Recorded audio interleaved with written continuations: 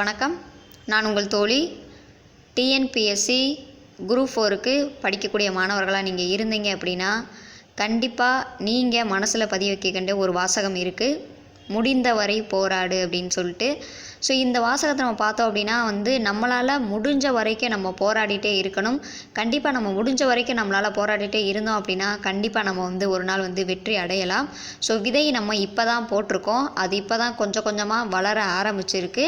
கண்டிப்பாக அது ஒரு நாள் மரமாகும். அதே போல் தான் நம்ம இப்போ தான் ஜிகே டெஸ்ட்டு படிக்க ஆரம்பிச்சிருக்கோம். குரூப் 4க்காக ஜிகே தொடங்கி ஒரு 9 டெஸ்ட் நம்ம கண்டக்ட் பண்ணி முடிச்சாச்சு. அடுத்து 10வது டெஸ்ட் என்ன, அப்படியே இந்த ஒவ்வொரு ஸ்டெப் பை ஸ்டெப்பாக தான் நம்ம பார்க்க போகிறோம். ஸோ நம்மளோட விதை நம்ம ஆல்ரெடி போட்டு கொஞ்சம் அது வளர ஆரம்பிச்சிருச்சு. அது இந்த ஃப்ளோவில் நம்ம போய்கிட்டே இருந்தோம் அப்படின்னா கண்டிப்பாக மரம் ஒரு நாள் வளர்ந்து கண்டிப்பாக நமக்கு அது முழு பலனை கொடுக்கும். ஸோ உங்களுடைய கனவான டிஎன்பிஎஸ்சி வேலையை நீங்கள் அடையணும் அப்படின்றக்காக என்னால் முடிஞ்ச ஒரு சின்ன விஷயத்த நான் பண்ணிகிட்ருக்கேன். ஸோ ஜிகேக்காக நம்ம ஆல்ரெடி 9 டெஸ்ட் கண்டக்ட் பண்ணி முடிச்சாச்சு. அடுத்து 10வது டெஸ்ட் என்ன, அதுக்குரிய சிலபஸ் என்ன அப்படின்ற பற்றி தான் இந்த வீடியோவில் ஃபுல்லாக பார்க்க போகிறோம். ஸோ வீடியோவை ஸ்கிப் பண்ணாமல் கடைசி வரைக்கும் பாருங்கள்.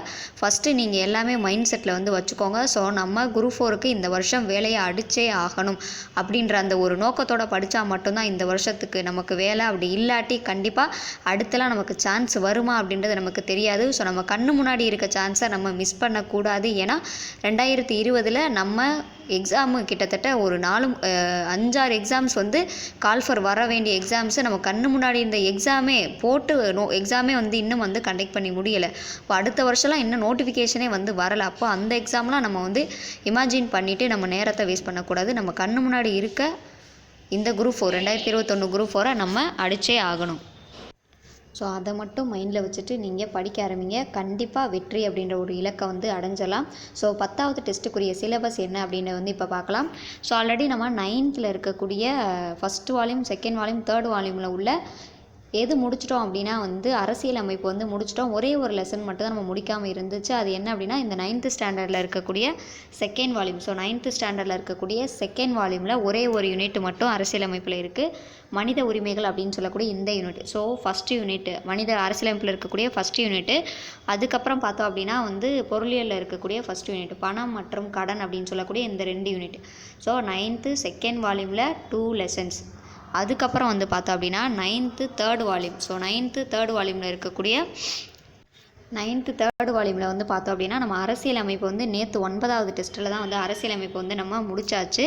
அடுத்து 10வது டெஸ்ட்டுக்கு என்ன அப்படின்னா இந்த பொருளியல். ஸோ இந்த பொருளியலில் இருக்கக்கூடிய 2 யூனிட் தமிழக மக்களும் வேளாண்மையும், அதுக்கப்புறம் இடம்பெயர்தல் அப்படின்னு சொல்லக்கூடிய இந்த 2 யூனிட் தான் டெஸ்ட் நம்பர் 10க்குரிய சிலபஸ். திரும்பவும் சொல்கிறேன்.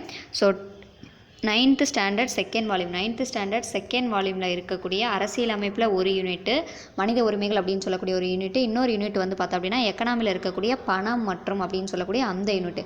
ஸோ அதில் செகண்ட் வால்யூமில் 2 யூனிட்டு, தேர்ட் வால்யூமில் 2 யூனிட். ஸோ தமிழகம் மக்களும் வேளாண்மையும் இடம்பெயர்தல் மொத்தம் எத்தனை யூனிட் அப்படின்னா 4 யூனிட். ஸோ 4 யூனிட் தான் டெஸ்ட் நம்பர் 10க்குரிய சிலபஸ். இதில் 4 யூனிட்டு நீங்கள் பெருசாக நினைக்க வேணாம். கண்டென்ட் கொஞ்சமாக தான் இருக்கும். அதனால் 4 யூனிட் முடிச்சலாம். ஸோ இன்றைக்கி நம்ம தமிழ் டெஸ்ட் பேட்ச் சொல்லியிருக்கோம். ஸோ இன்றைக்கி தமிழ் டெஸ்ட் பேட்ச். ஸோ இன்றைக்கி விட்டுருங்க. ஸோ இன்றைக்கி ஒரு நாள், அதுக்கப்புறம் நாளை. ஸோ நாளைக்கு பார்த்தோம் அப்படின்னா வெள்ளிக்கிழமை. ஸோ சனிக்கிழமை இந்த டெஸ்ட் பார்த்தோம் அப்படின்னா நடக்கும். சனிக்கிழமை தான் இந்த டெஸ்ட் நடக்க போகுது. டெஸ்ட் நம்பர் 10 ஜிகேக்குரிய 10வது டெஸ்ட் சனிக்கிழமை நடக்க போகுது. சனிக்கிழமை தீபாவளின்னு நினைக்கிறேன். ஸோ தீபாவளி இல்லை அன்னைய நாள், இல்லாட்டி சண்டே நடக்கும். ஸோ சண்டே வச்சுக்கோங்க, தீபாவளி நான் மறந்துட்டேன். ஸோ சண்டே இந்த டெஸ்ட் நடக்கும். ஸோ டெஸ்ட்டு பார்த்தோம் அப்படின்னா மேக்ஸிமம் எவ்வளோ கொஷின் எடுக்க முடியுமோ அவ்வளோ கொஷின், இம்பார்ட்டன்ட் கொஷின் எல்லாமே எடுத்து கொடுத்துருவோம். மேக்ஸிமம் பார்த்தோம் அப்படின்னா எக்ஸாம் டைமிங் அப்படின்றது 9 to 10 தான் இருக்கும். ஸோ அந்த டைமிங் பார்த்துக்கோங்க. திரும்ப எப்போ டைமிங் இருக்காதீங்க. ஸோ 9 to 10 தான் சண்டே எக்ஸாம்ஸ் இருக்கும். ஸோ மேக்ஸிமம் ஒரு 50 கொஷினுக்கு மேலே எடுக்க ட்ரை பண்ணுறேன். ஸோ கண்டிப்பாக அவ்வளோ கொஷின்ஸ் இருக்குன்னு நினைக்கிறேன். ஸோ உங்களால் எவ்வளோ கொஷின்ஸ் அடிக்க முடியுது அப்படின்னு சொல்லிட்டு பாருங்கள். நீங்கள் மார்க் ரொம்ப கம்மியாக எடுத்தீங்கன்னு ஃபீல் பண்ண வேணாம். ஸோ இப்போ நம்ம கற்றுக்கிறதுக்கு தான் வந்திருக்கோம். ஸோ நம்ம கற்றுக்கிட்டோம் அப்படின்னா இன்னொரு நம்ம ரிவிஷன் பண்ணும்போது நமக்கு ஃபுல் மார்க் வந்துடும். ஸோ தயவு செஞ்சு கிடைக்கிற டைமை வேஸ்ட் பண்ணாமல் படிக்க ஆரம்பிங்க. டெஸ்ட்டு எப்போ அப்படின்னா டெஸ்ட் நம்பர் 10 சண்டே நடக்க போது. Timing 9 to 10.